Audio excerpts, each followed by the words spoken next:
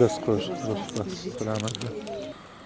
باندەی دڵخۆش بووین، دووەندەش دڵخۆش بوون کێوەی خۆشەویستە ئەوڕۆ ئامادەکردنەوەی ئەو پێکەوەی بۆ دەرخستنی بەهرا و توانای بڕوانامەی دیاری کراون، یعنی نەک بە شێوە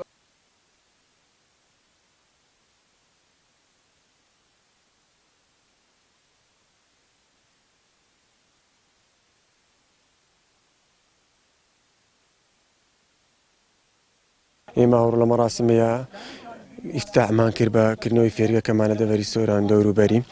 ئێمە ئامان زمانە دەرخستنی بەهرە و توانای گەنجان لاوانەوە پشت بەستن بە یاریزانی خۆماڵی و ئامان زمان ئەوەیە زیاتر گرنگی بدەین بە لاوان و بە بەهرە و توانای لاوان لە دەڤەرەکەمان و ئامان تەڵەبەشمان تقریبەن تاکو ئێستا 56 تەڵەبەمان هەیە، یعنی بە ماوەی کەمتر لە مانگێک زیاتر بەسەر ئازدا بەشکرا لە 6 ساڵی تاکو 16 ساڵیە، لە 6 ساڵی تاکو 9 ساڵ، لە 9 ساڵی تاکو 12 لە 12 تاکو 16.